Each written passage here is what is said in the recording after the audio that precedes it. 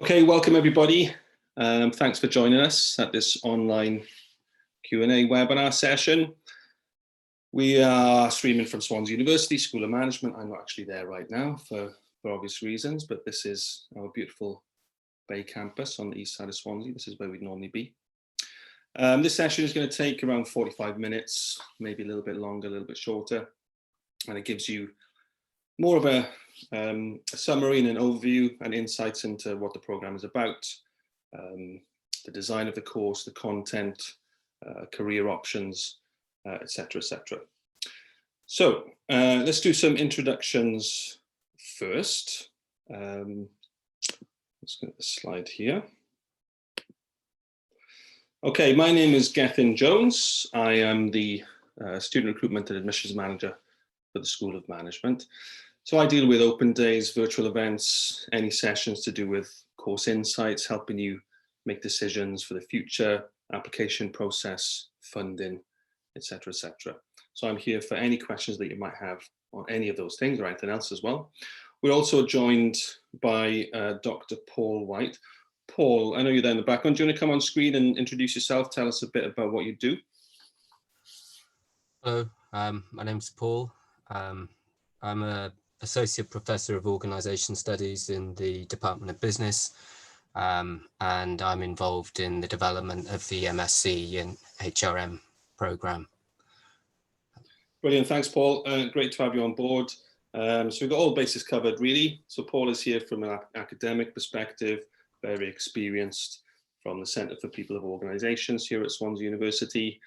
Has been involved in the content and development of this course as well. So if you've got any specific questions around learning and teaching, content, further research, any sort of specialist areas within HRM, then please do ask Paul. I'm not going to labour this too much, but we do have some excellent accolades at Swansea University and School of Management. Great for employability, careers prospects, student experience, being part of our student community, and we've got really great links with industry as well in terms of current practices and putting you in touch with employers for future grad prospects.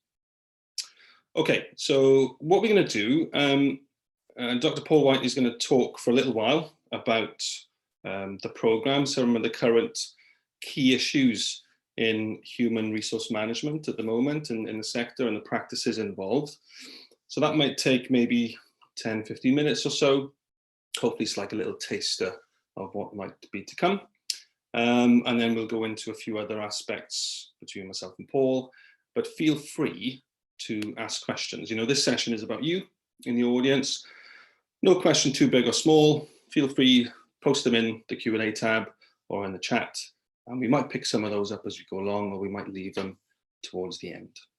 Okay, great. So without further ado, Paul, if I hand over to you and take us through some of your thoughts about the course and who it's aimed at and what it's about. Okay.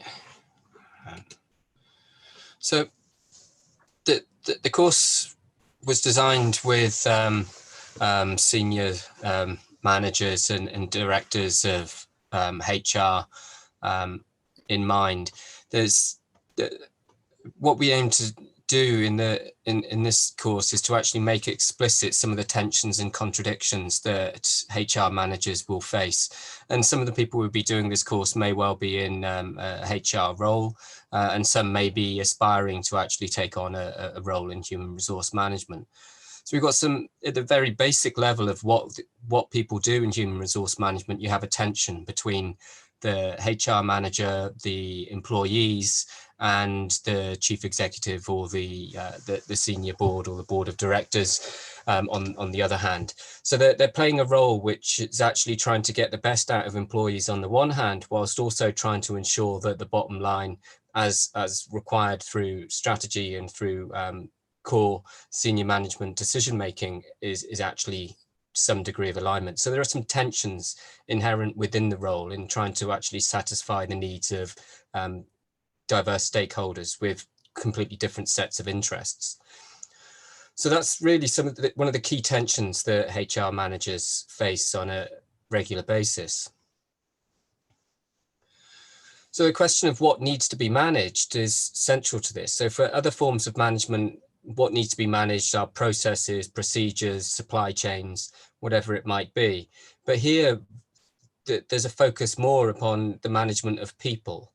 And if you even look at the title, Human Resource Management, the focus could be on those things human, the people element, or conversely, you could simply just see people as resources, as an instrumental element of the organization, which is there to actually get something done for the benefit of the firm. So who or what needs to be managed is perhaps an assumption that HR managers have, and that will inflect the ways in which they manage populations or manage the organization or the people within the organization. So there's a tension between the rhetoric of what HR is supposed to do and perhaps the ways in which HR is lived as a form of organizational practice. Now, the HR function is pretty much all about the people from the moment that they move in to the moment that they move out of the organization.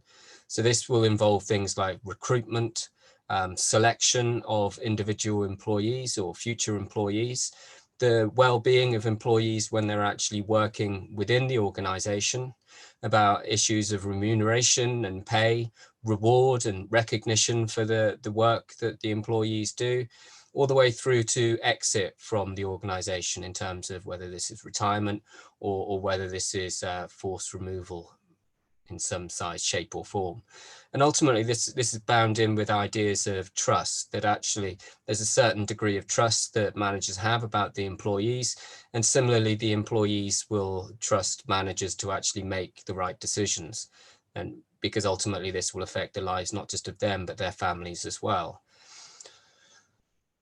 So I guess in a broader sense, then you could see perhaps a way in which the HR professional is involved in the management of the employment relationship. And for much of human resource management, the holy grail is the idea of commitment, that actually what you want is you want to have reasonably content workforce that are committed to work for you. That is, that there's something important about the work that is being done where the employee will remain committed to the organization in terms of the work they do, in terms of the image of the organization that they portray when they're outside of the workplace. And you have these tensions here in terms of commitment of the individual employee, the ways in which HR managers may well control the employee to ensure that what they do is aligned with the strategic purpose of the organization, and the extent to which there's consent from the employee to actually engage in these activities. So there are multiple ways in which ideas of commitment, control, and consent become parceled into the employment relationship. And you can see this through, a simple idea of theories of employee motivation. And in here, the idea is that you want employees to be motivated to come to work, to do the best they can in the work, which is associated with satisfaction of the job that they're actually undertaking, that there's actually enjoyment of work, that there's commitment and engagement. So not just people committed to the firm, but they're actually engaged in the work that they actually do, what is seen as the happy, productive worker hypothesis. So on a very simple level in HR terms, that the hypothesis would suggest that if you keep the employees reasonably happy, then there will be these mutual gains in terms of the ways in which the organization will benefit as well. So the logic would follow that if you have a happy worker, they're motivated, the productivity will increase, and of course your organizational performance would also increase commensurately. So even if we took an example of one thing, such as employee well-being, there's an assumption that there is a mutual gain to promote well-being within the organization. So if you're trying to ensure that the employees are happy, then the idea is that they will be far more productive. If they're psychologically or mentally and physically fit as much as possible, then there will be intangible benefits and tangible benefits to the organization as a whole. And this is this mutual gains perspective. but arguably there are more critical perspectives on well-being. And well-being is probably something that's quite prescient at the moment, given the experiences that most people have, particularly of being closed in a room for a number of months, or maybe not, and going out on special occasions. So this idea of well-being could be something which is strategically important for the firm. In fact, if you look at ideas of resilience and resilience training, all these things are actually about trying to ensure that the worker will actually endure more and more harsh realities of workplace life. So actually this idea of wellness and well-being could be seen as slightly disingenuous, because the interest is not necessarily upon well-being, but actually in introducing harsher workplace realities, which means that ordinarily the workforce would be more likely to go off sick. So you prevent this through, so you can continue actually having a harsh working environment. But if you introduce things like Reiki or mindfulness training, then actually people will be happier with some of the not so good conditions that they're actually being expected to work in. So there are far more critical perspectives of well-being. And arguably, there's an idea that a focus on well-being by HR managers does have tangible benefits in terms of productivity and so on and so forth. So the idea of mutual gains is that there's from Pakai, there's a need within HRM to understand how different policies and practices actually affect the people most directly involved, the so-called human resources of human resource management. So there's been for the past 80 years, I guess, there's been a move towards having a better understanding of what organizational principles or procedures can actually get the best out of the workforce. Not necessarily all of them work, and if they do work, they don't work all of the time. In fact, there seems to be some kind of shelf life on how long these different policies and procedures will actually work and benefit the organization as a whole. And as soon as these things become sedimented and institutionalized as everyday practices, then some of the potency of some of these procedures and policies actually lose some of their force. So in terms of critical perspectives, we could look at the way in which well-being poses as a choice, but is really an imperative. That actually it isn't about a lifestyle choice of engaging in well-being, that actually it's something that is imperative, that actually it has to be done. And you can see the ways in which the individual employee is becoming increasingly responsibilized. And you can see this in the changing ways in which management happens. And you can see this in a broader political sense in terms of policy, where there's a devolution of responsibility. So in an organizational sense, you have a devolution of responsibility down the line. So quite a few of the human resources functions will be directed at the senior level, but they will actually be implemented and interpreted at a level further down the line by individual line managers. And what the logic that lies behind this is that those who are at the coalface, so to speak, better able to react to the changing conditions of the organization, the changing external conditions of the marketplace and wider global political economic forces, so that they're able to actually reward and remunerate or promote those people that are felt to be, doing the better job. However, at the same time, what you start to see is there's a devolution of responsibility from the human resource manager down to the individual line manager, where a lot of the responsibility in terms of interpreting both organizational policy and public policy is then shifted towards lower down the line. So I guess part of this is all bound in with a contemporary kind of interest in promoting well-being, and perhaps well-being is being promoted without actually looking at what the causes of an absence of well-being might actually be. And in many cases, these can be down to organizational policies themselves.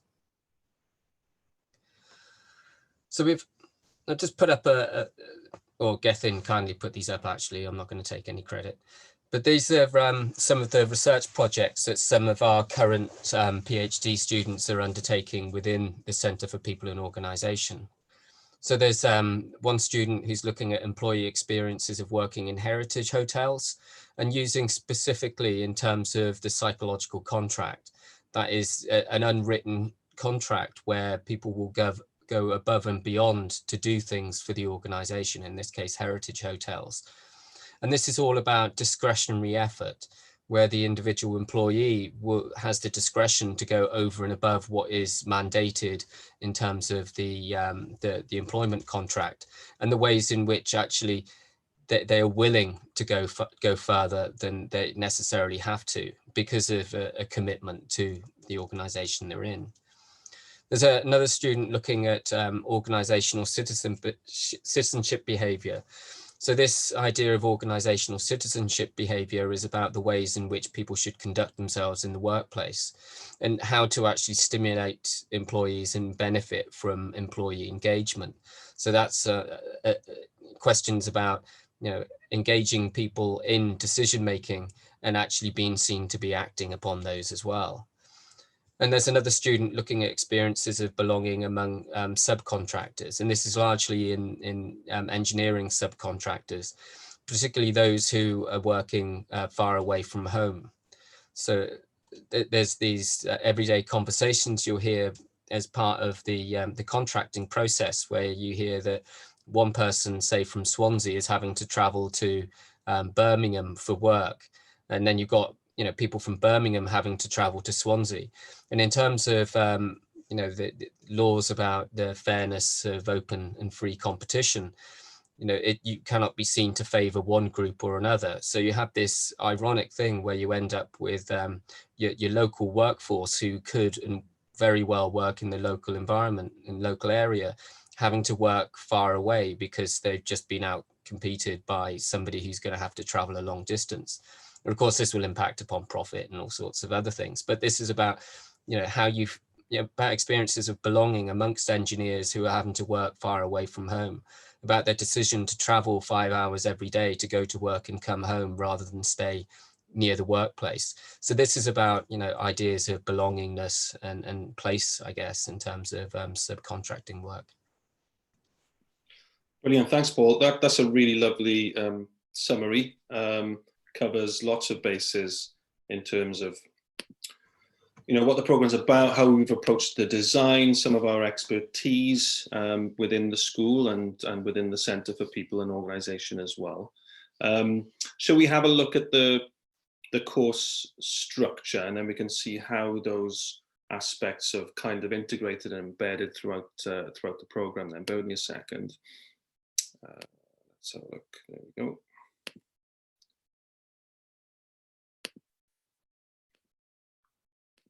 So this is a summary of the MSc in Human Resource Management here at Swansea University. Paul, do you want to go through and sort of give a little bit of an insight into the progression through the course? Yeah, of course. So the whole program was developed through conversations with human resource directors and senior managers and representatives from the major employers in South Wales. And this is sort of what came out of those discussions, really. And the idea is to just enable students to actually take things that they're interested in and actually focus on individual components.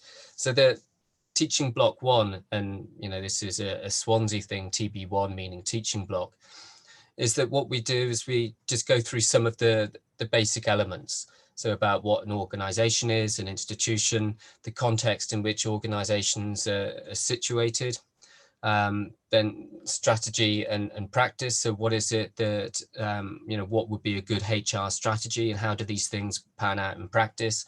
Because quite often there's a huge disconnect between what you intend to happen within an organization and the ways in which these are interpreted on the ground and ultimately enacted. About workplace analysis and leadership skills. And this module is really focused upon looking at your own organization, what actually is happening there. In terms of leadership skills, some of the basic skills associated with leadership and a more critical appreciation of what it is that leaders do. And in the final module here, which is in the first teaching block, is is about issues around leading and developing people. And certainly the developing people is something that we take quite seriously in terms of the ways in which people are necessarily developed. So rather than, just giving them training to actually do what we want them to do, there's a way in which, you can engage people through their own development, their own, their career, I guess. The second teaching block follows in terms of, contemporary employment practices.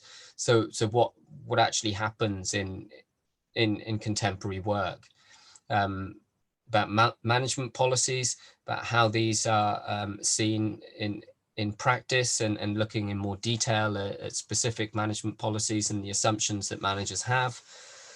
Look at the employment relationship, and specifically in terms of well-being. So much of the stuff that I've spoken about already. And the final module here on the teaching block 2 on this slide is people analytics.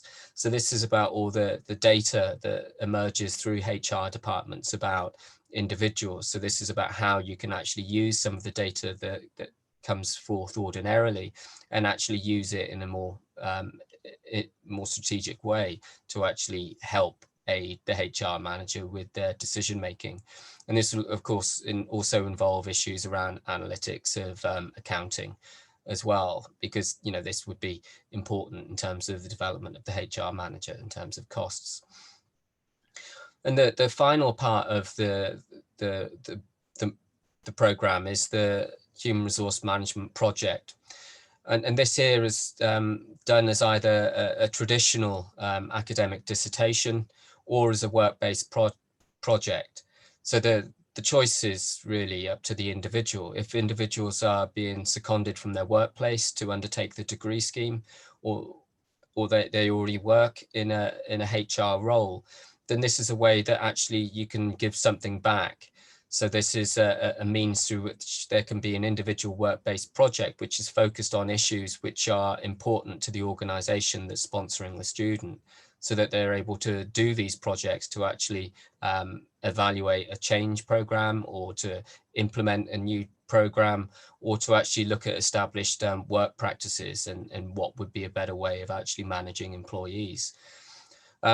There is also the opportunity for there to be a work-based placement, so that there is some tangible place from which a dissertational project can emerge from.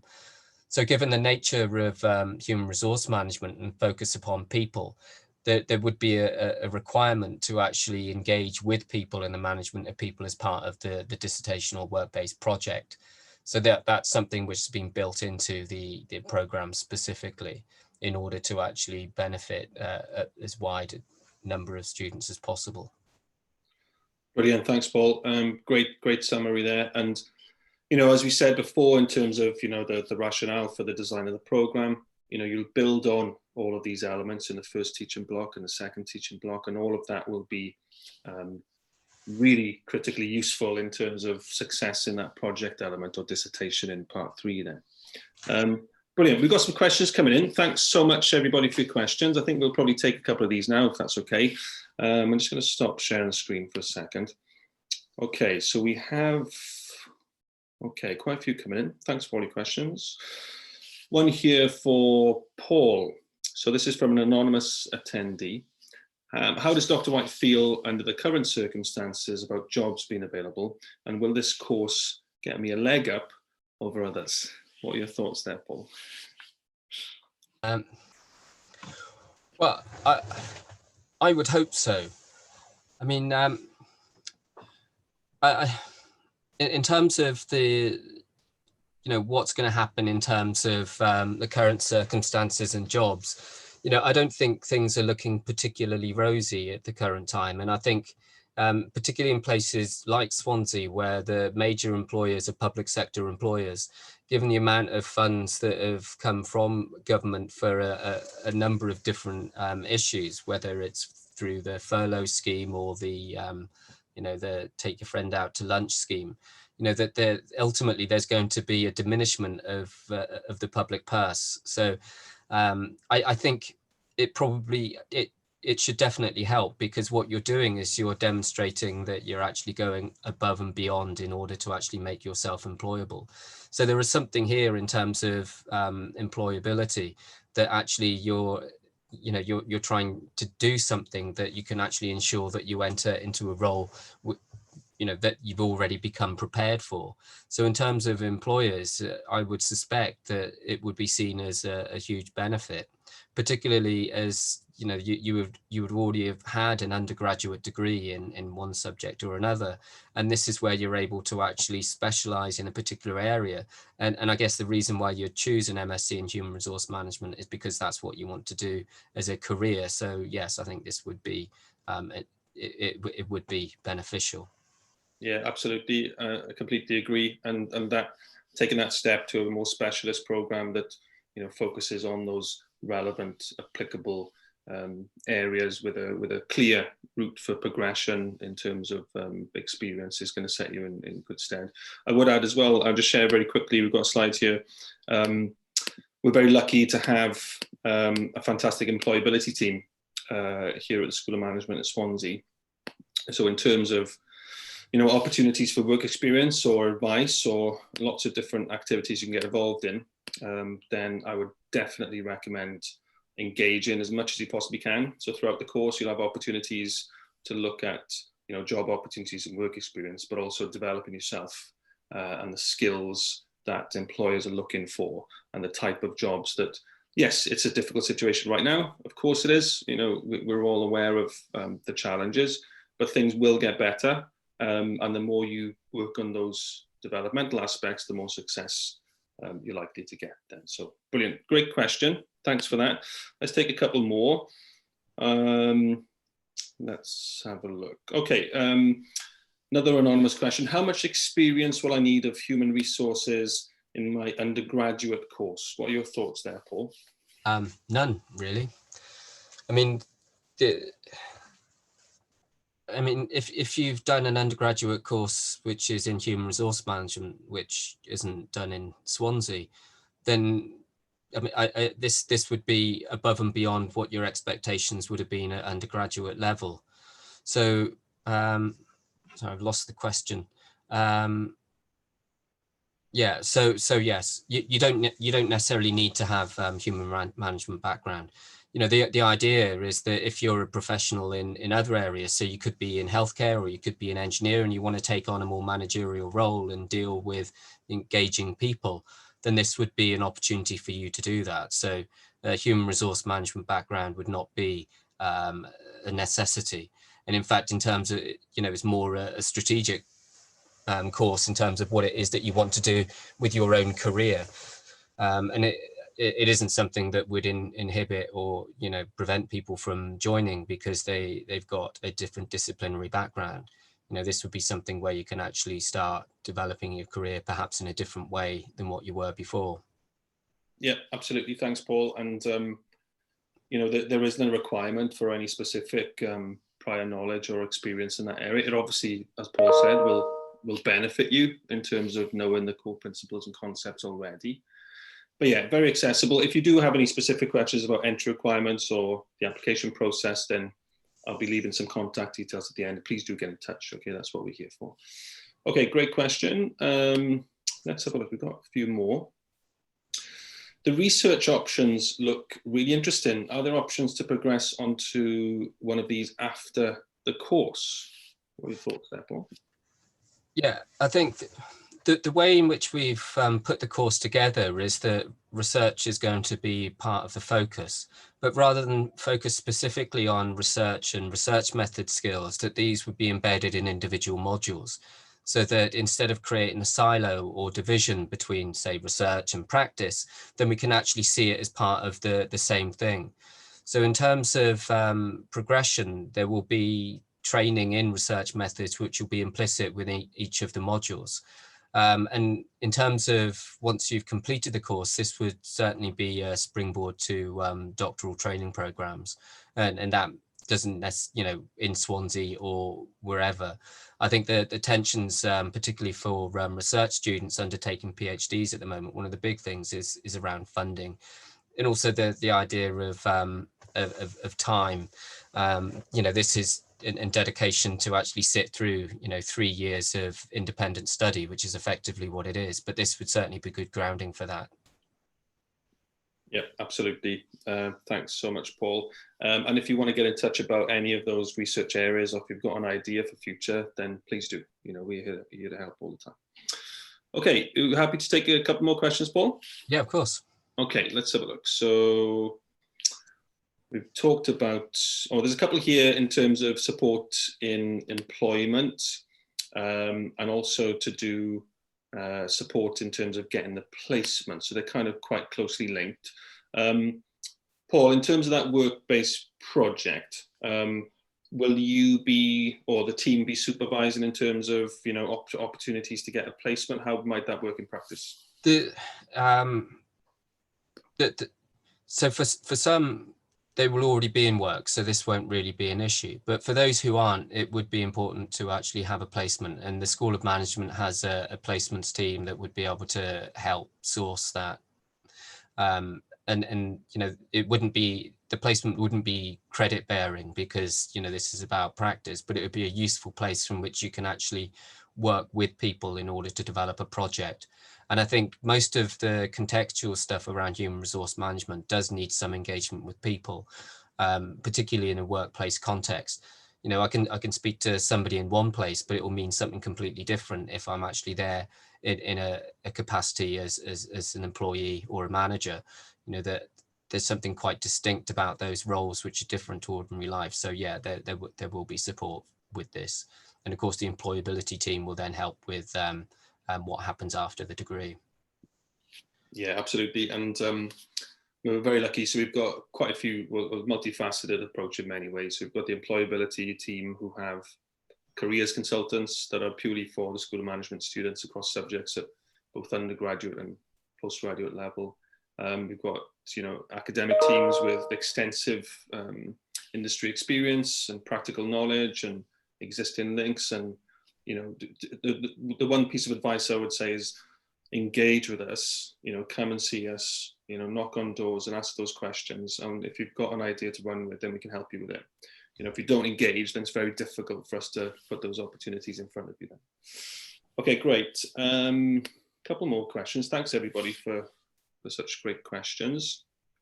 Okay, this is a good one. Will the course enable me to develop skills even if I don't get a HR role? Yeah.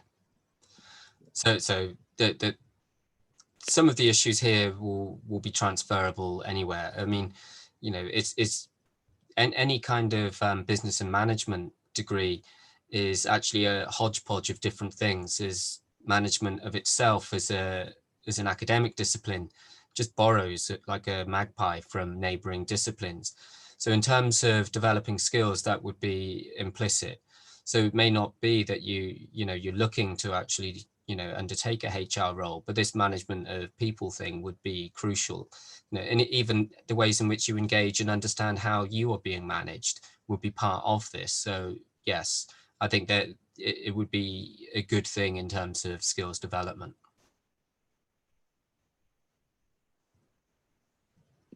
Brilliant, thanks, Paul. Yeah, you basically covered everything there. There is lots of skills development integrated in terms of both teaching, content, and the extra activities that we do throughout the year.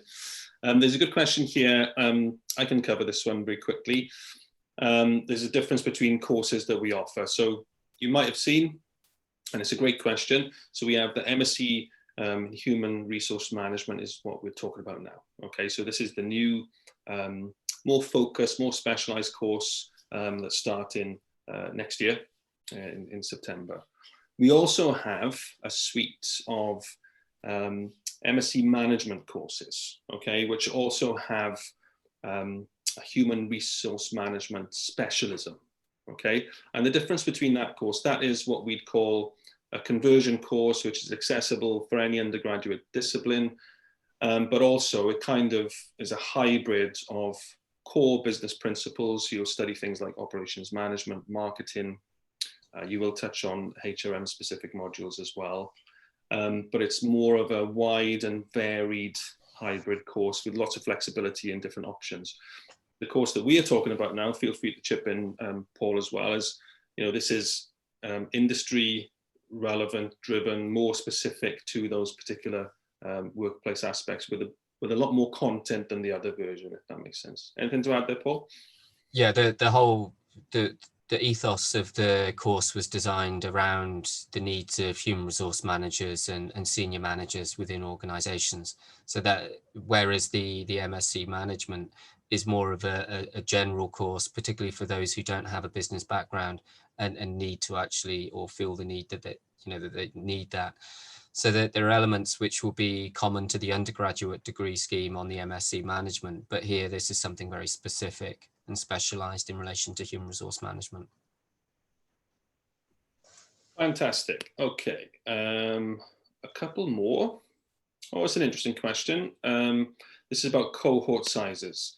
So, because obviously a new course and developing for the first time in September, what are your thoughts on the class cohort sizes? And will students get plenty of opportunity to talk to lecturers, contact lecturers?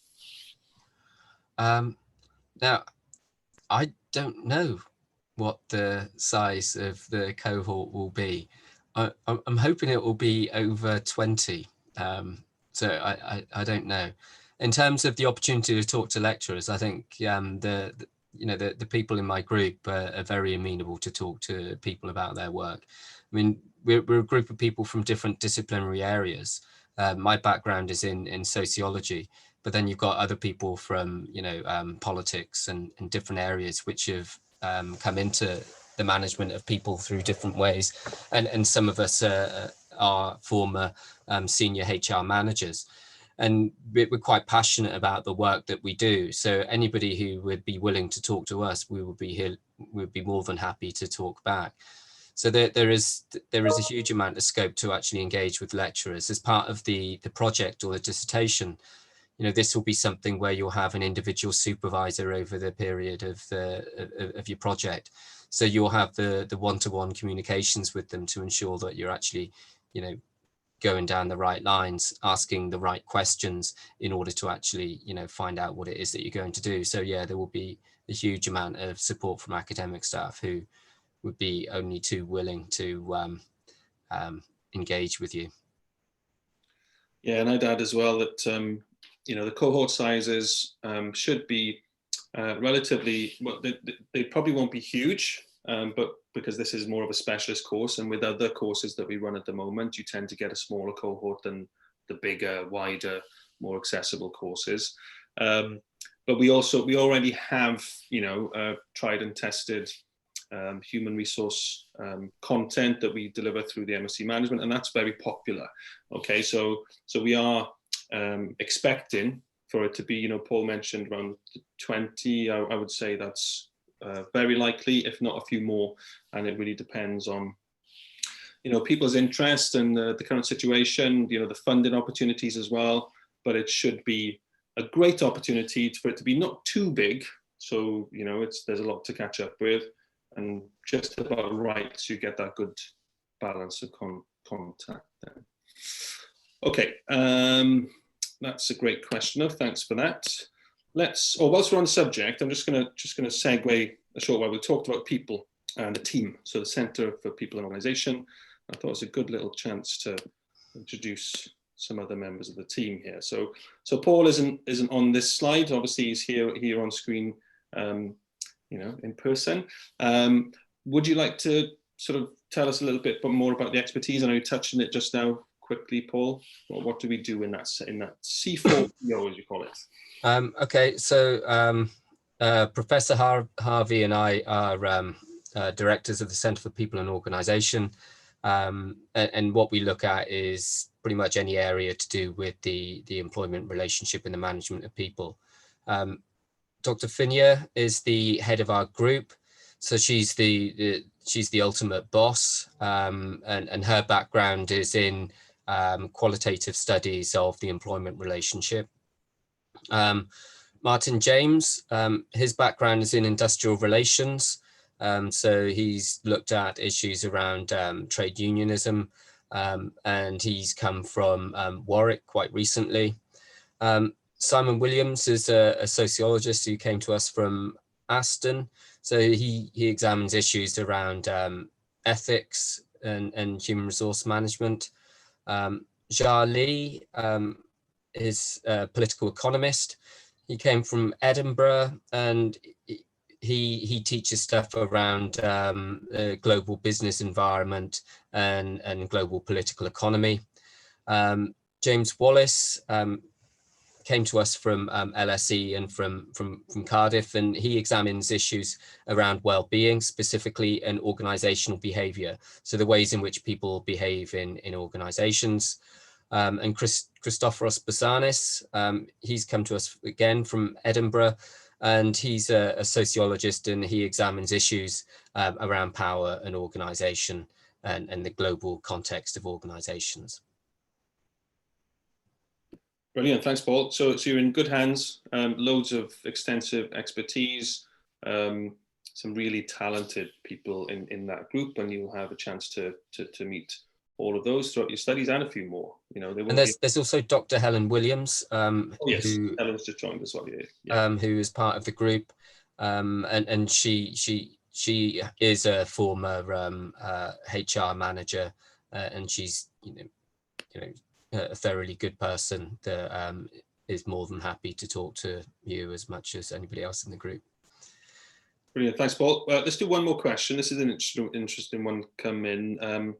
I'm a talent acquisition specialist, have an experience in recruiting. So will this course help me to develop other aspects of human resource management? Yeah, this is human resource management here, we look at from cradle to grave. So the moment that you actually enter, so in terms of recruitment, how you do the external marketing of recruitment. If we were to look at the well-being stuff, if we were to be more critical, then actually, offering these employee benefits isn't necessarily about ensuring commitment as such, but actually ensuring that you're seen to be a good employer more broadly, so that you can actually attract a pool of talent that are willing and actually passionate about joining. So that that would be your perspective, but that from your background. But then would take it these stages further. What happens next in terms of all these other elements of human resource management. So there's certainly scope to carry on doing what you're doing, but there's also scope here to actually look at other facets. And I think that's part of the good thing about the degree scheme as a whole, is it takes, human resource management in its entirety and enables you to actually focus on elements that are of interest to you through each of the individual modules. Brilliant. Thanks, Paul. And let's do one more. So a question for you again, Paul. So does Dr. White have any advice about moving from an undergraduate into postgraduate studies? Well, if you've just been through your final year of undergraduate study and or you're in it now, I think one of the big things is that your expectations are going to be a lot higher. You've just come from, as you go into the final year of your undergraduate, you'll start to see that through each year you've been through, it gets increasingly difficult. So it could be that you get into the third year and you start to find out that your marks haven't been as good as you had hoped in the first teaching block, which means that, with support and advice, you can actually elevate those marks. And I think when you get into postgraduate study, you're going to have a different group of people that are with you. So, if you've been an undergraduate student, you've spent 3 or 4 years with someone from the ages of 16, 17 upwards, and you've been together with them for a period of time. And of course, when you start the postgraduate study with a new group of people who've got a different outlook, and quite often those who are taking postgraduate degrees are doing it because they actually really want to do this. This is something that they're actually passionate about.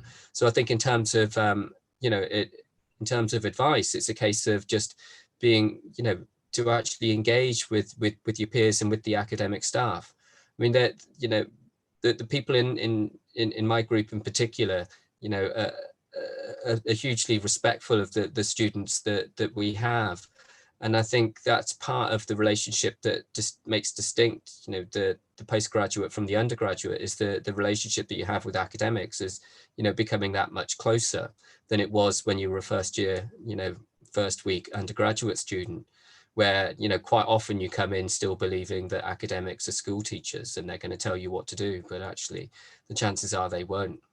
That there's actually a huge amount of responsibility, on your part. So I think there's a closer knit community as part of the postgraduate element than what there would have been as an undergraduate student. And I think that's a good thing, because you're together with, with shared interest. You have something in common. You got something that binds you together. So I think in that way, then there's an opportunity for you to actually develop and thrive as part of the degree scheme.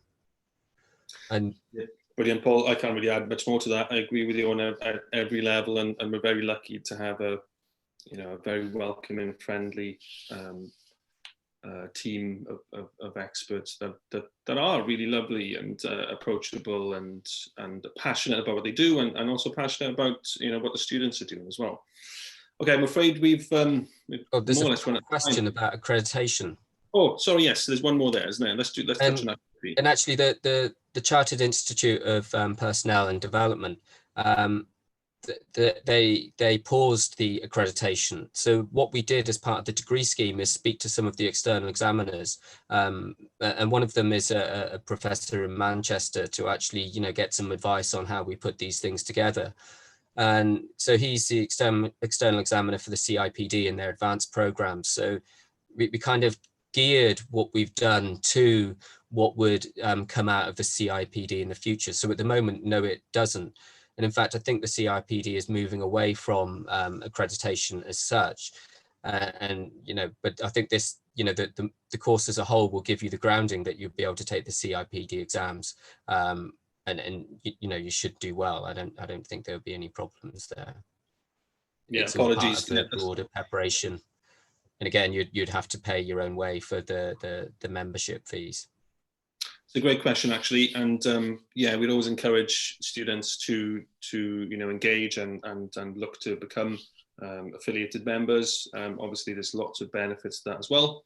And as Paul said, the alignment and content and the focus of the course is very much based on the expectations of industry. So even if it's not right now, then it may well be in future, or the focus and the priorities might change from the body's perspective as well.